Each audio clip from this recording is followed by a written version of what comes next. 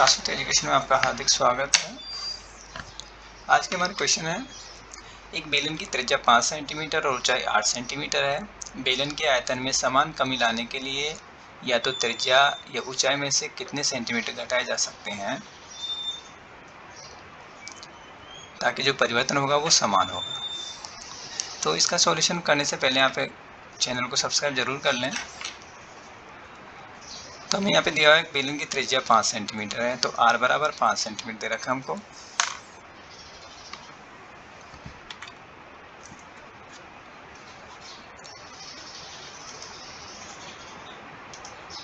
तो r बराबर हमें 5 सेंटीमीटर दे रखा है, तो हम यहाँ पे यूज करेंगे r इक्वल टू 5 सेंटीमीटर और h equal to 8 centimetre. h equal to 8 centimetre. तो अगर हमें यहाँ पे x सेंटीमीटर कमी लाते हैं, तो मान लिया कि हमने जो x सेंटीमीटर का कमी ला रहे हैं बेलन की त्रिज्या और ऊंचाई में, तो जो परिवर्तन है दोनों में समान आ रहा है। तो आपको पता है कि बेलन का जो आयतन होगा वो पाई आर स्क्वायर एच होता है, तो v equal to pi r square h. v equal to pi r square h हम फॉर्मूला यूज करेंगे। तो यहाँ पे अगर हम त्रिज्या में परिवर्तन कर रहे हैं और ऊंचाई में परिवर्तन कर रहे हैं, दोनों में परिवर्तन करने से जो आयतन में परिवर्तन होगा वो हमें समान लाना है। तो यहाँ से हम कह सकते हैं pi into r minus x square into h equal to pi r square into h minus x. यहाँ से पाई कैंसिल आउट हो जाएगा, तो यहाँ से हम ले सकते हैं आर का मान कितना है 5, तो 5 माइनस एक्स का स्क्वायर इंटू 8 इक्वल टू 5 का स्क्वायर इंटू 8 माइनस एक्स। इस इक्वेशन को हम सॉल्व करते हैं तो ये क्वाड्रेटिक इक्वेशन हो जाती है, और इसका सॉल्यूशन हो जाएगा 8x square minus 55x equal to 0। तो यहाँ से हम देखेंगे या तो x का वैल्यू 0 होगा, तो इसको हम x कॉमन लेंगे, तो इस इक्वेशन को ऐसा लिख सकते हैं x into 8x minus 55 equal to 0। तो या तो x का वैल्यू 0 होगा तो x इक्वल टू 0 होगा, या फिर x इक्वल टू 55 अपॉन 8, और 55 अपॉन 8 का वैल्यू होता है 6.875। तो यहाँ से हम देख रहे हैं x वैल्यू तो 0 होगा या फिर 6.875 होगा, लेकिन यहाँ पे हमें देगा कि जो r का मान है वो 5 सेंटीमीटर और x का मान इससे ज़्यादा नहीं हो सकता। तो यहाँ पे x का मान कितना होगा 0 सेंटीमीटर, मतलब हम बिल्कुल नहीं घटाएंगे। अगर घटाएंगे तो फिर 6.875 सेंटीमीटर घटाना पड़ेगा, जो कि हमारे लिए संभव नहीं है। तो जो करेक्ट आंसर होगा वो क्या होगा 0 सेंटीमीटर।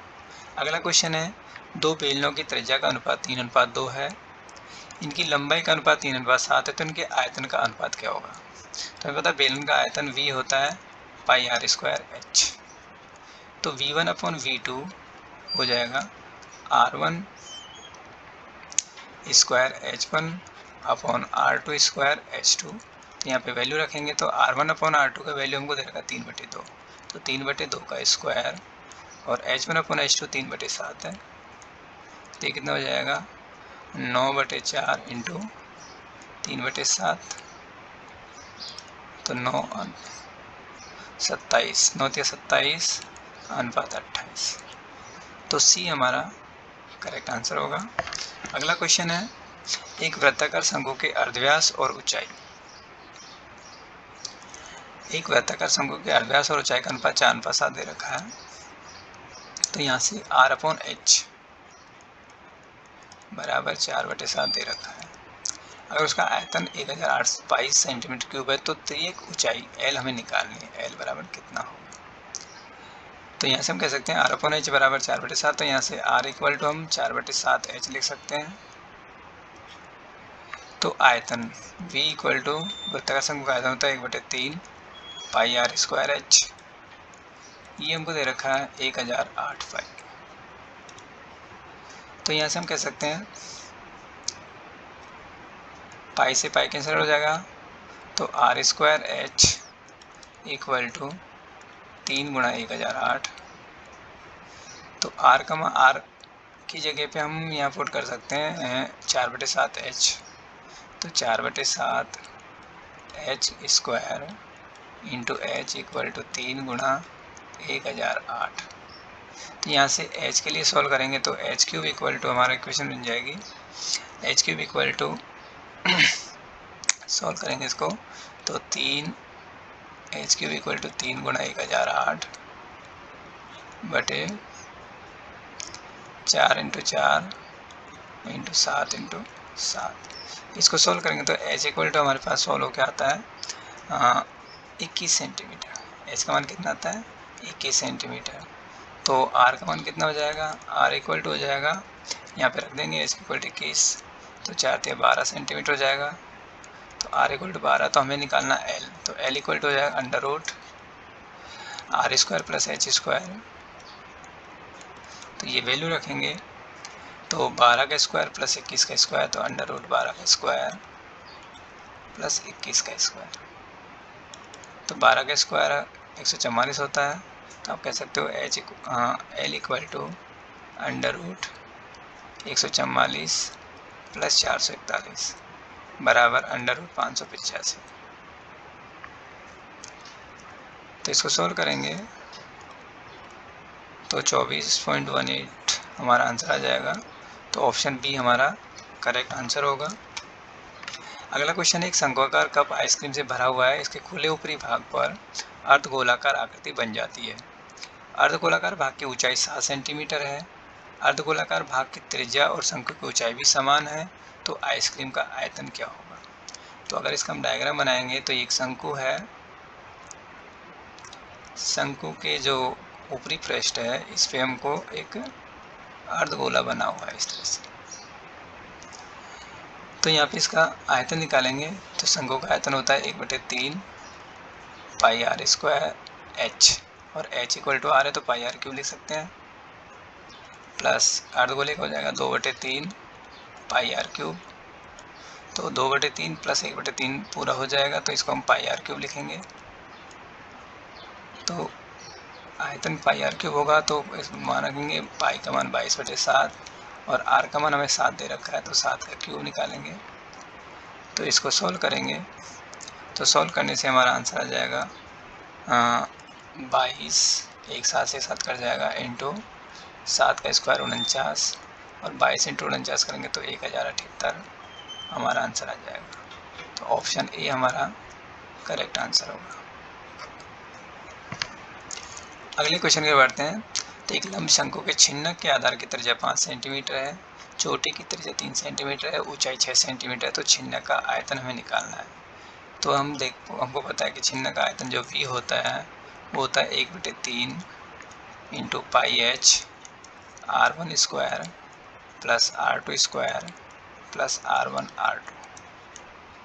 यहाँ पर मान रखेंगे तो 1/3 इंटू 22/7 पाई का मान इंटू एच हमें कितना दे रखा है 6 सेंटीमीटर है, R1 5 है तो 5 का स्क्वायर प्लस 3 का स्क्वायर प्लस 5 इंटू 3 तो बराबर, इसको कैंसिल आउट कर लेंगे तो 1/3 इंटू 22/7 इंटू 6 ये 25 प्लस 9 प्लस 15 बराबर 1/3 इंटू 22/7 इंटू 6 15 और 25 40 और 49, 7 से काटेंगे 7 7 49, 3 दूनी के 6 तो बराबर 22 इंटू 14।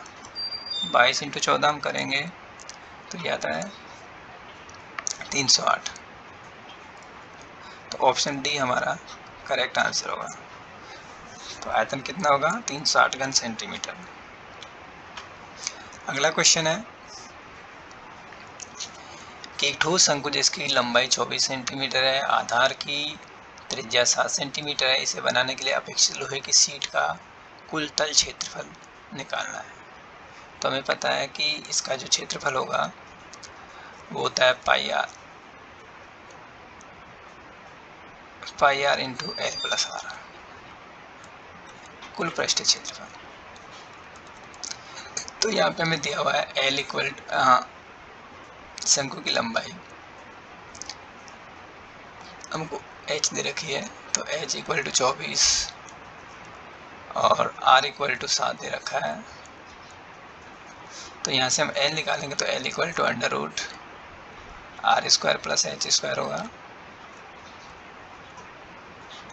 तो 24 का स्क्वायर प्लस 7 का स्क्वायर करेंगे तो 24 का स्क्वायर